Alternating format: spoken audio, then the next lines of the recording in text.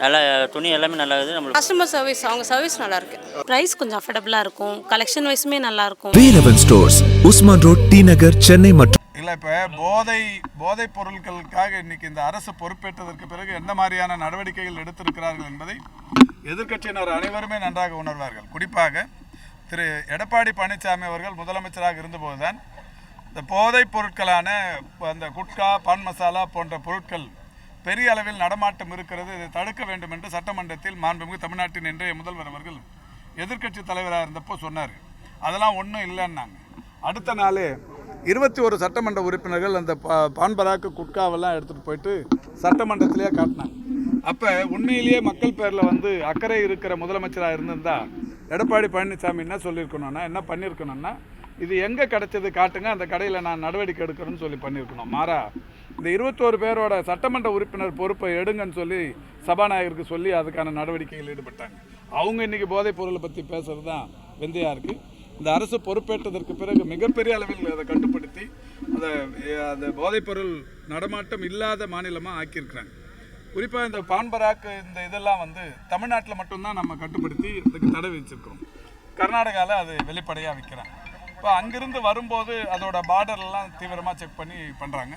இப்போ கஞ்சாவை பொறுத்த வரைக்கும் 0% கல்டிவேஷனுங்கிற மாதிரி ஒட்டுமொத்தமாக தமிழ்நாட்டில் எங்கேயும் இல்லாத நிலை இருக்குது. யாருக்காவது இப்போ இந்த குற்றச்சாட்டு சொல்லுகிற எதிர்க்கட்சி தலைவர்கள் அல்லது எதிர்க்கட்சியை சேர்ந்தவர்கள் எங்கேயாவது விற்குதுங்கிறத தகவல் சொன்னாங்கன்னா அரசு நிச்சயமாக அவருடைய பெயர்களை மறைத்து ரகசியமாக பாதுகாத்து நடவடிக்கை எடுப்போம். எனக்கு வருகின்ற தகவலில் இருந்து அந்த ஸ்டேட்மெண்ட்ல இருந்து நான் மாறுபடுகிறேன். தமிழ்நாட்டில் பல இடங்களில் கிடைக்கிறது. பல இளைஞர்கள் அதற்கு அடிமையாகிறார்கள். அதற்கு அடிமையாகிறதுனால தான் அவர்களுடைய நடவடிக்கையும் சில சமயங்களில் ரொம்ப விபரீதமாக இருக்கிறது. இதை என்னை பொறுத்த வரைக்கும் இரும்பு கரங்கள் கொண்டு அடக்க வேண்டும் என்று தான் நான் கேட்டுக்கொள்கிறேன். ரொம்ப தவறான சம்பவம். இதை வன்மையாக கண்டிக்கிறேன். இது ஒரு கலாச்சார சீரழிவு. இது ஒரு காரணம். இதை பல இடத்துல பார்க்குறோம். அது இளைஞர்கள் கஞ்சாவின் அடிப்படையில் மட்டும் பண்ணுறாங்களா இல்லைனா ஒரு பப்ளிசிட்டிக்காக பண்ணுறாங்களா என்று தெரியல எனக்கு. ஆனால் எந்த காரணத்துக்காக பண்ணியிருந்தாலும் இதை வன்மையாக கண்டிக்கிறேன். இது ஒரு டீஜெனரேட் சப்கல்ச்சர் உருவாகி கொண்டு இருக்கிறது. இது முதல் சம்பவம் கிடையாது. இது வடநாட்டில் இருந்து பிழைப்புக்காக வந்தவர் மீது மட்டும் தாக்கப்பட்டார்கள். இது ஒரே சம்பவம்னு பார்க்க முடியாது. பல இடத்துல குறிப்பாக ரயிலில், பஸ்ஸில் எல்லாமே மற்றவங்களை எல்லாம் தொந்தரவுப்படுத்துகிறாங்க. பள்ளிக்கூடத்தில் கூட நான் சில சம்பவங்கள் பார்த்துருக்கேன். வாத்தியார்களையே மிரட்டுற அளவுக்கெல்லாம் சிலர் நடந்து கொள்கிறார்கள். இது ஒரு சமுதாய சீர்கேடாக தான் நான் பார்க்கிறேன். இதை என்னை பொறுத்த வரைக்கும் ஒடுக்க வேண்டும், அடக்க வேண்டும். அதே வேளையில் கவுன்சிலிங், ரீஹாபிலிட்டேஷனும் பண்ண வேண்டும். அதனால் இதை ஏதோ ஒரு ஒன் ஆஃப் இன்சிடென்ட் இந்த மாதிரி நடக்கலை அப்படின்லாம் சொல்ல முடியாது. இதில் இந்த மாதிரி பல சம்பவங்கள் தமிழ்நாட்டில் நடந்து கொண்டு இருக்கிறது. அதில் என்னை இப்போ நான் மீண்டும் மீண்டும் சொல்வது இதுதான். காவல்துறை இன்னும் தங்களுடைய பலத்தை காட்ட வேண்டும். ரோந்து பணிகளை அதிகப்படுத்த வேண்டும். சந்தேக பேர்வழிகளை அவர் ஸ்டேஷனில் கொண்டு போய் விசாரிக்க வேண்டும். அவர்கிட்டருந்து விசாரணை பண்ணி அவங்களுடைய ஆன்டிசிடென்ட்ஸை விசாரிக்கணும். ஏதாவது நோன் ரவுடிஸ் ஒரு ஏரியாவில் தெரிந்த ரவுடிகள், கூண்டர்கள் இருந்தார்கள் என்றால் அவர்களை வாரம் ஒரு 3 முறையாவது ஸ்டேஷனில் கழுத்து போட வைக்கணும். கொஞ்சம் டஃப்பாக போலீஸ் நடந்துக்கணும்னு தான் என்னுடைய கருத்து. நியாயமாகவும் டஃப்பாகவும் கடுமையாகவும் நடந்து கொள்ள வேண்டும். நடந்து கொண்டால்தான் மக்களுக்கு மீண்டும் காவல்துறை மீது ஒரு நம்பிக்கை. அதோட இன்றைக்கு சுகாதாரத்துறை மந்திரி, மக்கள் நல்வாழ்வுத்துறை மந்திரி ஒரு செய்தி வெளியிட்டிருக்கார்.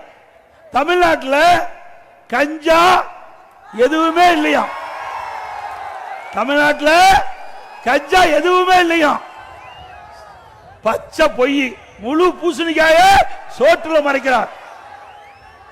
மக்கள் நல்வாழ்வுத்துறை அமைச்சர் அவர்களே, உங்களுக்கு தெரிஞ்சு பேசுறீங்களோ தெரியாத பேசுறீங்களோ எங்களுக்கு தெரியல. மக்களுக்கு ஒன்னும் தெரியாது நினைக்கிறீங்க.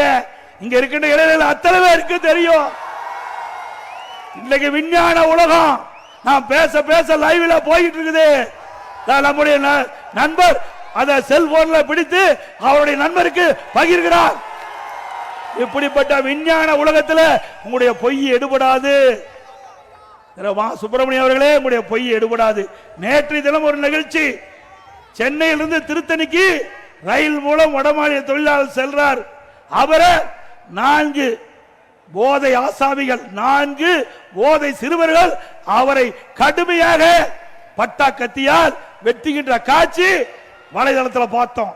நேற்றைக்கு நடந்த செய்தி, இன்றைக்கு இப்படி ஒரு செய்தியை வெளியிட்டிருக்கிறார் மா சுப்பிரமணியம் அவர்கள். மக்கள் வல்வாழ்வுத்துறை அமைச்சருக்கு அவருடைய கவனத்திற்கு கொண்டு வரேன். இதே செய்தியே உங்களுடைய முதலமைச்சர் ஸ்டாலின் அவர்கள் காவல்துறை மானிய கோரிக்கையில 2022ஆம் ஆண்டு நான் என்று கருதுகிறேன். உங்களுடைய கொள்கை விளக்க குறிப்பில் பக்க 20 முதல் பேராளர் சொல்றீங்க, தமிழகத்தில் பள்ளிக்கு அருகில கல்லூரிக்கு அருகில சுமார் 2348 கஞ்சா விற்பவர்களை கண்டுபிடிக்கப்பட்டது. கைது செஞ்சவங்க 148 பேர். மற்றவங்க எங்க? எல்லாம் திமுக காரன். இப்படி எங்க போய் கஞ்சா விற்பனை தடுக்க முடியும்? நான் கேள்வி கேட்டேன். இந்த கொள்கை விளக்க குறிப்பு முதலமைச்சர் தானே தாக்கல் பண்ணீங்க? ஆமானாரு. இப்ப இதில் இருக்கிறதெல்லாம் உங்களுடைய செய்தி தானே? அது ஆமானாரு.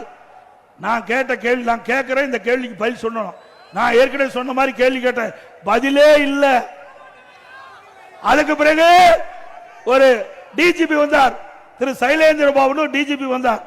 அவர் ஒரு அறிக்கை விட்டார், இந்த கஞ்சாவை ஒழிப்பதற்கு 2.0 3.0 4.0 ஓ போட்டா ரிட்டர் ஆகி போயிட்டார். உண்மைதானே? ஆக இப்படி கஞ்சாவை ஒழிக்கிறேன் கஞ்சாவை ஒழிக்கிறேன் என்று தினந்தோறும் பல கிலோ உள்ள கஞ்சாவை இன்றைக்கு காவல்துறை கண்டுபிடித்துக் கொண்டிருக்கிறது. அதை தடுக்க திறமையற்ற திராணியற்ற இன்றைக்கு தெம்பில்லாத ஒரு முதலமைச்சர் இன்றைய முதலமைச்சர் ஸ்டாலின். உங்களால கட்டுப்படுத்த முடியுதா? இந்த கஞ்சா போதை ஆசாமிகளால கஞ்சா போதை ஆசாமிகளால கொலை கொள்ளை திருட்டு வழிப்பறிவு பாலியல் கொடுமை நடக்காத நாளே இல்லை. நீங்க பாத்தீங்கன்னா இன்னைக்கு அண்ணா திமுக ஆட்சியில பாத்தீங்கன்னா தொலைக்காட்சியில் அறிவிப்பாங்க, தங்க என்ன விலை, வெள்ளி என்ன நிலவரம் அறிவிப்பாங்க. இப்ப கொலை நிலவரம் என்ன, அதுதான் டிவியில வருது. இப்படிப்பட்ட வெக்ககெட்ட ஆட்சி திமுக ஆட்சி. இதுல ஏதோ பெருமையா பேசுறார் முதலமைச்சர். தமிழ்நாட்டில் இந்தியாவிலே முதன்மையா வழங்கி இருக்குது. எதுல? கடன் வாங்குவதிலே முதலிடம். கடன் வாங்குவதிலே நாம சொல்லல. இந்த தமிழ்நாட்டுக்கு காங்கிரஸ் கட்சிக்கு மேலிட பொறுப்பாளரை நியமிக்கிறாங்க. அது மட்டும் இல்ல, இன்னொரு சொல்றார், காங்கிரஸ் கட்சி சேர்ந்த உயர்ந்த பதவிகளுக்கு சொல்றார், தமிழகத்திலே கடன் நிலை உயர்ந்து விட்டது சொல்றார். உண்மை சொல்றார்.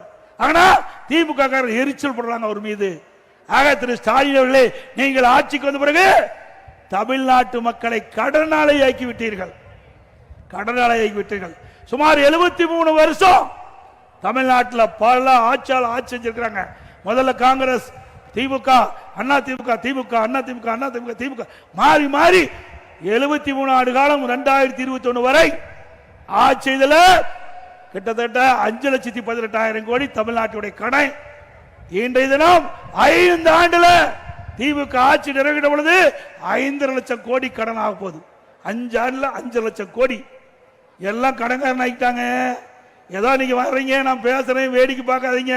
கடனை நீங்க தான் கட்ட வேணும். தமிழ்நாட்டு மக்கள் தான் கடனை கட்ட வேணும். எப்படி கடனை கட்ட வேணும்? வரி போட்டு கடனை கட்டுவோம்.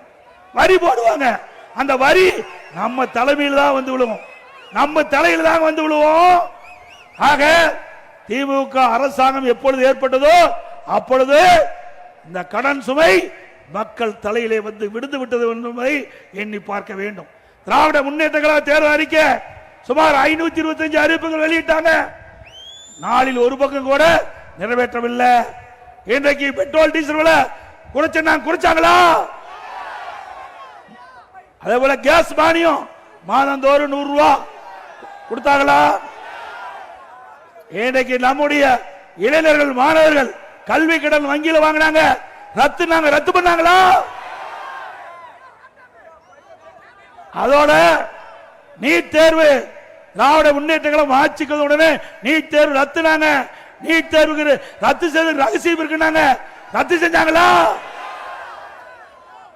அது மட்டும் இல்லைங்க, திராவிட முன்னேற்ற கழகம் ஆட்சி வருவதற்கு முன்பு தேர்தல் அறிக்கையில் குறிப்பிட்டாங்க, திராவிட முன்னேற்ற கழகம் ஆட்சிக்கு வந்தவுடன் நிதி மேலாண்மை குழு ஒன்று அமைக்கப்பட்டு அந்த நிபுணர்கள் குழு அமைக்கப்படும். நிபுணர் குழுல அந்த குழுவில் இருக்கிறவர்கள் எல்லாம் நிதியை சரி செய்வார்கள். தமிழ்நாட்டுக்கிட்ட கடன் நிதியை சரி செய்வார்கள், நிதி ஆதாரத்தை பெருக்குவார்கள் சொன்னாங்க. இந்த நிதி மேலாண்மை குழு அமைச்ச பிறகுதான் அதிகமாக கடன் வாங்கியிருக்கிறாங்க.